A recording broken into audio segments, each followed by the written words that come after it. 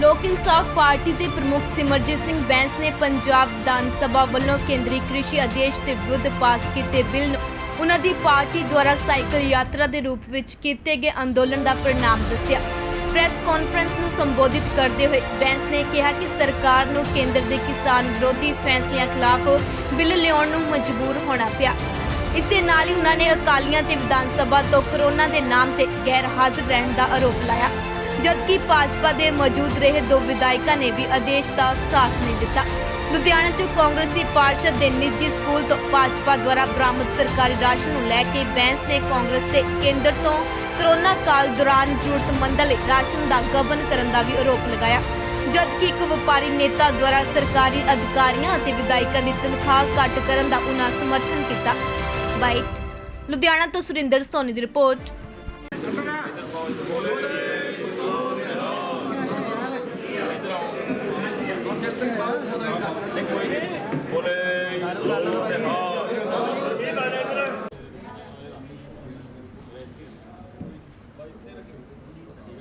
सो दोस्तों बहुत बहुत शुक्रिया, बड़ी मेहरबानी तुसीं सारे जने दर्शन देने की कृपालता की। मैं थोड़ा सारिਆਂ ਦਾ लोक इंसाफ पार्टी वालों तह दिल तो शुक्रिया। अज मैं इन्हां तमाम दोस्तों का जिहड़े बड़े उत्साह दे विच दे मुख दफ्तर विखे ਵਧਾਈ इस गल दी है, क्योंकि ये वो योधे आ जिन्हां ने जलियांवाला बाग मकसद सीगा कि जिहड़ा खेती सुधार ऑर्डीनेंस मोदी दी सरकार वालों पंजाब दे किसान नूं डुबोण वास्ते, पंजाब दे दलित मजदूर नूं खत्म करन वास्ते, पंजाब दे किसान नूं बेजमीना करन वास्ते, पंजाब दी उपजाऊ भूमि दे उत्ते कारपोरेट दा कब्जा कराउण वास्ते ये ऑर्डीनेंस लैके आंदे। मैं अक्सर ये गल कही कि एक जदों मैं पढ़दा सीगा ते तूतां वाला खूह नावल बड़ा फेमस होया सी।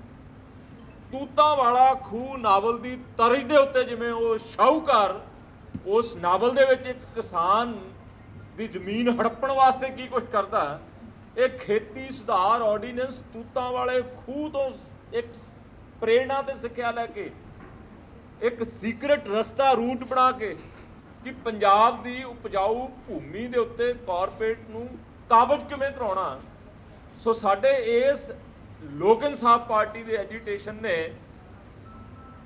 वो वेले जदों पंजाब दे विच किसी राजनीतिक पार्टी ने कोई अपना प्रोग्राम नहीं लिखिया, किसी राजनीतिक पार्टी ने इस पासे ध्यान नहीं दिता, तो लोक इंसाफ पार्टी के जुझारू योधिया ने 300 किलोमीटर लंबी रोज़ यात्रा साइकिलों के उत्ते सवार होके पंजाब के लोगों को जागरूक किया।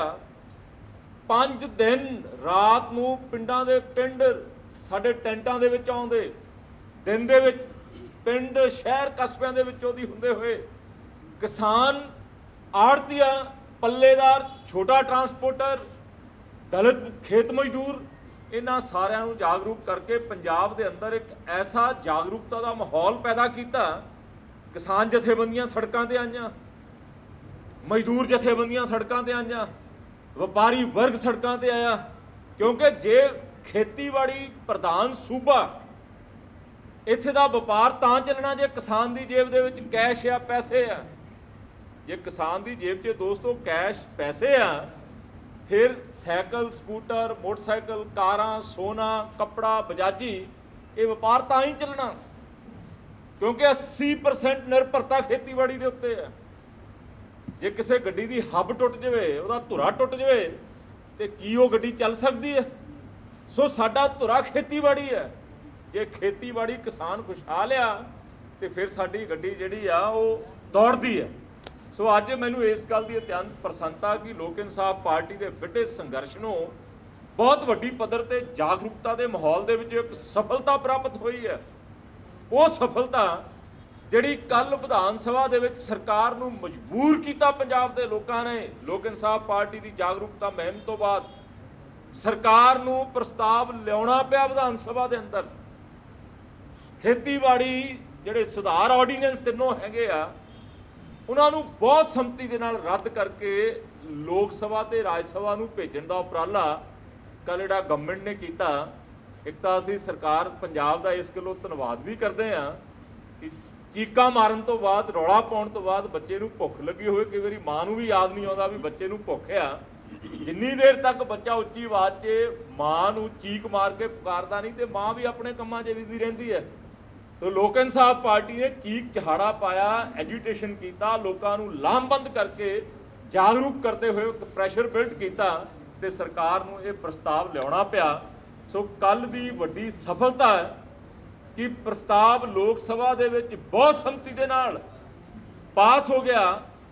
ਉਹ ਲੋਕ ਜਿਹੜੇ ਪੰਜਾਬ ਲਈ ਡੋਗਰੇ ਹੈ, ਜਿਨ੍ਹਾਂ ਨੇ ਹਮੇਸ਼ਾ ਪੰਜਾਬ ਤੇ ਪੰਜਾਬੀਆਂ ਦੀ ਪਿੱਠ ਦੇ ਵਿੱਚ ਛੁਰਾ ਖੋਭਿਆ, ਮਤਲਬ ਕਿ ਬਾਦਲ ਪਰਿਵਾਰ, ਅਲੀ ਬਾਬਾ 40 ਚੋਰ, ਹੁਣ 40 ਤਾਂ ਨਹੀਂ ਰਹੇ ਹੈਗੇ ਆ, ਕੋਈ ਉਹਨਾਂ ਦੇ 10-12 ਐਮਐਲਏ, ਇੱਕ ਵੀ ਐਮਐਲਏ ਵਿਧਾਨ ਸਭਾ ਦੇ ਵਿੱਚ ਹਾਜ਼ਰ ਨਹੀਂ ਸੀ।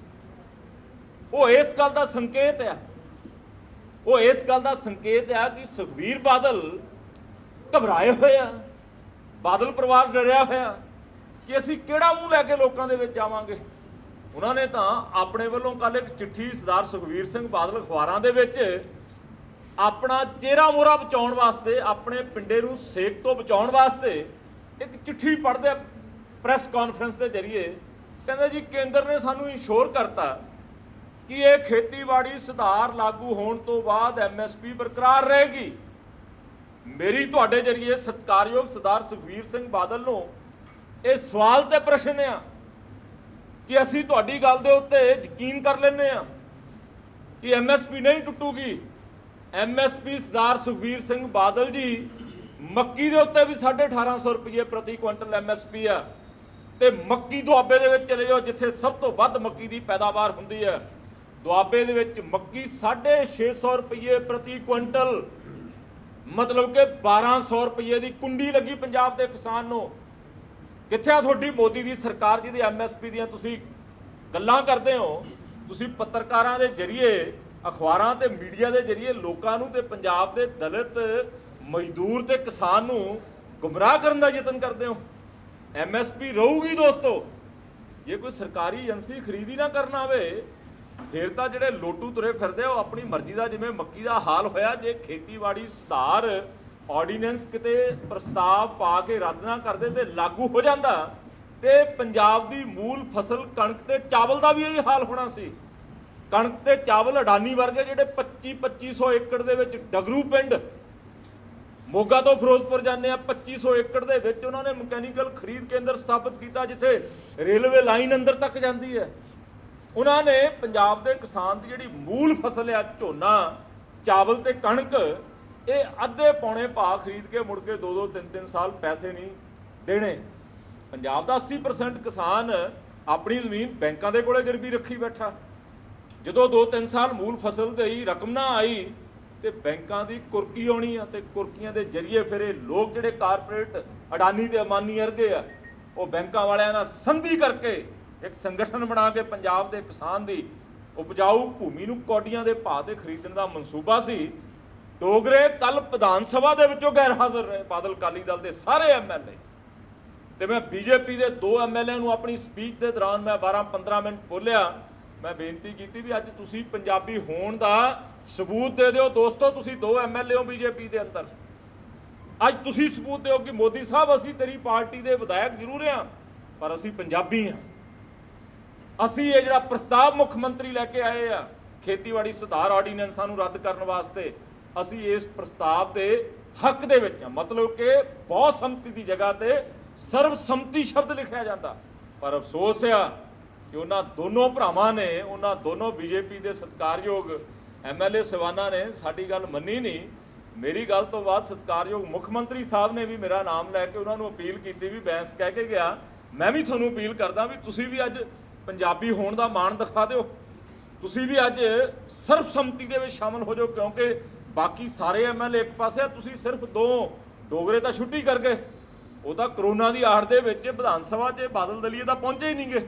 ਸੋ ਅੱਜ ਜਿੱਥੇ ਬਹੁਤ ਵੱਡੀ ਖੁਸ਼ੀ ਹੈ, ਬਹੁਤ ਵੱਡਾ ਇੱਕ ਸੰਤੁਸ਼ਟੀ ਹੈ ਕਿ ਇਸ ਅੰਦੋਲਨ ਜਿਹੜਾ ਲੋਕ ਇਨਸਾਫ ਪਾਰਟੀ ਨੇ ਵਿੱਢਿਆ ਸੀ, 5 ਦਿਨ ਸੜਕਾਂ ਦੇ ਉੱਤੇ ਰਾਤਾਂ ਗੁਜ਼ਾਰੀਆਂ, 5 ਦਿਨ ਸੜਕਾਂ ਦੇ ਉੱਤੇ ਸਾਈਕਲ ਚਲਾ ਕੇ ਪੰਜਾਬ ਦੇ ਲੋਕਾਂ ਨੂੰ ਲਾਮਬੰਦ ਤੇ ਜਾਗਰੂਕ ਕੀਤਾ।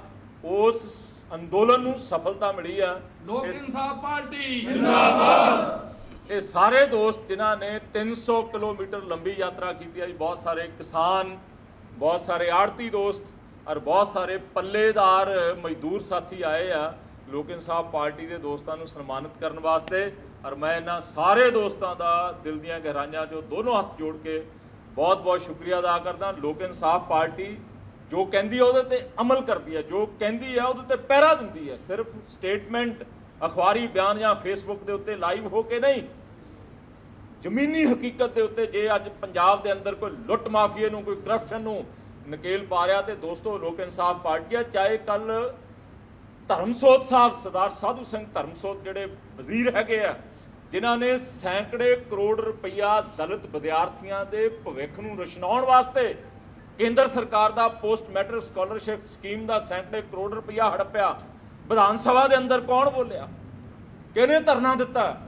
ਉਹ ਲੋਕ ਇਨਸਾਫ ਪਾਰਟੀ ਦੇ ਦੋ ਵਿਧਾਇਕਾਂ ਨੇ ਸਰਕਾਰ ਨੂੰ ਮਜਬੂਰ ਕੀਤਾ ਕਿ ਇਸ ਕਰਪਟ ਮੰਤਰੀ ਨੂੰ ਤੁਰੰਤ ਡਿਸਮਿਸ ਕਰਕੇ CBI ਦੀ ਜਾਂਚ ਕਰਾਓ, ਕਿਉਂਕਿ ਇਹ ਫੰਡ ਸੂਬਾ ਸਰਕਾਰ ਦੇ ਨਹੀਂ, ਇਹ ਫੰਡ ਕੇਂਦਰ ਸਰਕਾਰ ਦੇ ਆ। ਕੇਂਦਰ ਸਰਕਾਰ ਦੇ ਫੰਡਾਂ ਦੇ ਵਿੱਚ ਹੋਈ ਘਪਲੇਬਾਜ਼ੀ ਅਧਿਕਾਰ ਸਿਰਫ ਤੇ ਸਿਰਫ CBI ਹੈ। ਇਹ ਆਪੋਜੀਸ਼ਨ ਨੇ ਕੋਈ ਕਾਰਡ ਨਹੀਂ ਕੱਢੀ, ਅਸੀਂ ਸਕੈਮ ਉਜਾਗਰ ਨਹੀਂ ਕੀਤਾ। ਇਹ ਸਕੈਮ ਸੀਨੀਅਰ IAS ਅਫਸਰ ਕਿਰਪਾ ਸ਼ੰਕਰ ਜੀ, ਮੈਂ ਸਲਾਮ ਕਰਦਾ ਉਹਨਾਂ ਦੀ ਇਮਾਨਦਾਰੀ ਨੂੰ, ਜਿਨ੍ਹਾਂ ਨੇ ਸੈਂਕੜੇ ਪੇਜਾਂ ਦੀ ਰਿਪੋਰਟ ਜਿਹਦੀ ਕਾਪੀ ਮੇਰੇ ਕੋਲ ਆ। ਕੱਲ ਮੈਂ ਪੰਜਾਬ ਵਿਧਾਨ ਸਭਾ ਦੇ ਅੰਦਰ ਮੁੱਖ ਮੰਤਰੀ ਨੂੰ ਕਾਪੀ ਕਿ ਅਸੀਂ ਨਹੀਂ ਬੋਲਦੇ, ਤੁਹਾਡੀ ਸਰਕਾਰ ਦਾ ਇੱਕ additional chief secretary senior IAS ਅਫਸਰ ਦੀ ਰਿਪੋਰਟ ਹੈ, ਜਿਹਦੇ ਵਿੱਚ ਤੁਹਾਡਾ ਮੰਤਰੀ ਤੇ ਵੈਲਫੇਅਰ ਦਾ ਡਿਪਟੀ ਡਾਇਰੈਕਟਰ ਪਰਮਿੰਦਰ ਗਿੱਲ ਸੈਂਕੜੇ ਕਰੋੜ ਰੁਪਈਆ ਦਲਿਤ ਵਿਦਿਆਰਥੀਆਂ ਦੇ ਭਵਿੱਖ ਦੇ ਨਾਲ ਖਿਲਵਾੜ ਕਰਦੇ ਹੋਏ ਗਬਨ ਕਰਕੇ ਗਏ ਆ। ਇਹਨਾਂ ਨੂੰ ਡਿਸਮਿਸ ਕਰਕੇ CBI ਨੂੰ ਜਾਂਚ ਦਿਓ।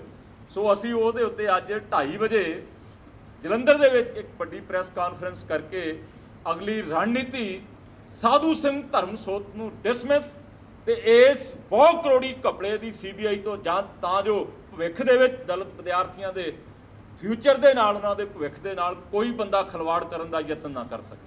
ਬਹੁਤ ਬਹੁਤ ਧੰਨਵਾਦ। ਜਿੰਦਾਬਾਦ। ਲੋਕ ਇਨਸਾਫ ਪਾਰਟੀ ਜਿੰਦਾਬਾਦ।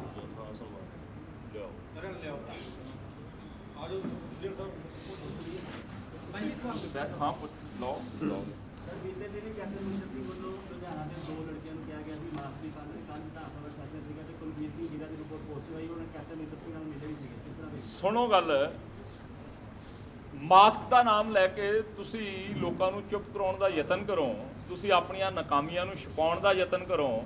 ਤੁਸੀਂ ਪੰਜਾਬ ਦੇ ਅੰਦਰ ਚੱਪੇ ਚੱਪੇ ਤੇ ਰੇਤਾ ਬਜਰੀ ਚੋਰੀ, 200 ਜ਼ਹਿਰੀਲੀ ਸ਼ਰਾਬ ਨਾਲ ਮੌਤਾਂ, ਤੁਸੀਂ ਇਹਨਾਂ ਸਾਰੀਆਂ ਨਾਕਾਮੀਆਂ ਦੇ ਉੱਤੇ ਮਾਸਕ ਦਾ ਨਾਮ ਲੈ ਕੇ ਪਰਦਾ ਪਾਉਣ ਦਾ ਯਤਨ ਕਰੋ। ਮੈਂ ਤਾਂ ਕੱਲ੍ਹ ਵਿਧਾਨ ਸਭਾ ਦੇ ਅੰਦਰ ਵੀ ਮਾਸਕ ਨਹੀਂ ਪਹਿਨਿਆ।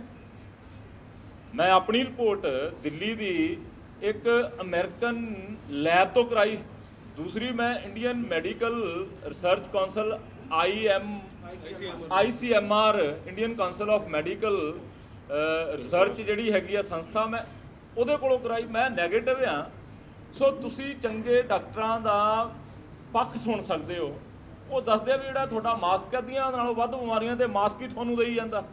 ਸੋ ਕੈਪਟਨ ਅਮਰਿੰਦਰ ਸਿੰਘ ਜਿਹੜੇ ਪਹਿਲਾਂ ਖੁਦ ਸੈਲਫ ਕੁਆਰੰਟਾਈਨ ਸੀਗੇ, ਉਹਨਾਂ ਨੂੰ ਅਫਸਰ ਮਿਲ ਗਿਆ। ਹੁਣ ਤਾਂ ਅਫੀਸ਼ੀਅਲ ਹੋ ਗਿਆ ਵੀ ਮੇਰੇ ਨਾਲ ਜੀਰਾ ਜਿਹੜਾ ਪੋਜ਼ਿਟਿਵ ਸੀ ਉਹ ਆ ਕੇ ਬਹਿ ਗਿਆ।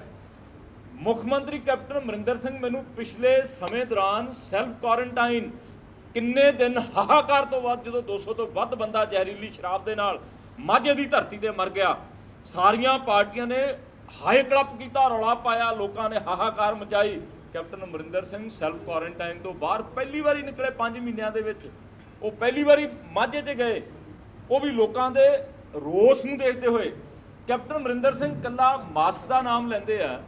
ਕੈਪਟਨ ਅਮਰਿੰਦਰ ਸਿੰਘ ਹੋਰਾਂ ਨੇ ਲਾਕਡਾਊਨ ਦੇ 6 ਮਹੀਨਿਆਂ ਦੌਰਾਨ ਕੀ ਕਿਸੇ ਗਰੀਬ ਦੇ ਬੱਚੇ ਦੀ ਫੀਸ ਦਿੱਤੀ ਹੈ? ਕੀ ਕਿਸੇ ਗਰੀਬ ਦੇ ਘਰ ਦਾ ਬਿਜਲੀ ਦਾ ਬਿੱਲ ਦਿੱਤਾ? ਕੀ ਕਿਸੇ ਗਰੀਬ ਕਿਰਾਏਦਾਰ ਦੇ ਮਕਾਨ ਮਾਲਕ ਨੂੰ ਕਿਰਾਇਆ ਦਿੱਤਾ? ਇੱਕ ਨਵਾਂ ਪੈਸਾ ਪੰਜਾਬ ਦੇ ਲੋਕਾਂ ਨੂੰ ਕੈਪਟਨ ਅਮਰਿੰਦਰ ਸਿੰਘ ਨੇ ਕੋਈ ਰਾਹਤ ਨਹੀਂ ਦਿੱਤੀ। ਤੇ ਪ੍ਰਵਚਨ ਸੁਣ ਲਓ, ਧਰਮਰਾਜ ਬਣ ਕੇ ਰਜਿਸਟਰ ਮੂਹਰੇ ਰੱਖ ਲੈਂਦੇ ਆ ਵੀ ਫਲਾਨੀ ਤਰੀਕ ਨੂੰ ਇੰਨੇ ਮਰ ਜਾਣੇ ਆ, ਫਲਾਨੀ ਤਰੀਕ ਨੂੰ ਇੰਨੇ ਮਰ ਜਾਣੇ ਆ। ਤੁਸੀਂ ਮਾਸਕ ਪਾ ਕੇ ਰੱਖੋ। ਪਹਿਲਾਂ ਕਰੋਨਾ ਦੇ ਉੱਤੇ ਫਤਿਹ ਵੱਡੇ ਵੱਡੇ ਬੋਰਡ ਲਾਏ ਪੰਜਾਬ ਦੇ ਵਿੱਚ ਤੇ ਚੰਦ ਦਿਨਾਂ ਬਾਅਦ ਦੁਬਾਰਾ ਫੇਰ ਕਰਫਿਊ ਲਾਤਾ। ਸੋ ਕੈਪਟਨ ਅਮਰਿੰਦਰ ਸਿੰਘ ਕਰੋਨਾ ਦੇ ਨਾਮ ਦੇ ਉੱਤੇ ਵੱਡੀ ਰਾਜਨੀਤੀ ਕਰ ਰਹੇ ਆ। ਅਸੀਂ ਉਹਨਾਂ ਦੀ ਇਸ ਰਾਜਨੀਤੀ ਨੂੰ ਪੰਜਾਬੀਆਂ ਦੇ ਕੋਲੇ ਬੇਨਕਾਬ ਕਰਕੇ ਦਮ ਲਵਾਂਗੇ। ਪਰ ਉਹਨਾਂ ਨੇ ਇਹ ਵੀ ਕਿਹਾ ਜੀ ਜਿਹੜੇ ਕਿ ਤੁਹਾਡੇ ਨਾਲ ਦੇ ਸਾਥੀ ਉਹ ਵੀ ਨਹੀਂ ਮਾਸਕ ਪਾਉਂਦੇ। ਹਾਂਜੀ, ਬਿਮਾਰੀ ਆਪ ਹੀ ਫੈਲਾ ਰਹੇ ਨੇ। ਅਸੀਂ ਰੈਸਟ ਪੋਸਟ ਆ, ਅਸੀਂ ਤੰਦਰੁਸਤ ਆ। ਤੁਹਾਨੂੰ ਦੱਸ ਕੇ ਹਟਿਆ, ਅਮਰੀਕਨ ਲੈਬ ਤੋਂ ਵੀ ਇੱਕ ਟੈਸਟ ਕਰਾਇਆ, ਇੱਕ ਜਿਹੜੀ ਇੰਡੀਅਨ ਮੈਡੀਕਲ ਕਾਉਂਸਲ ਦੀ ਲੈਬ ਉਹ ਤੋਂ ਟੈਸਟ ਕਰਾਇਆ।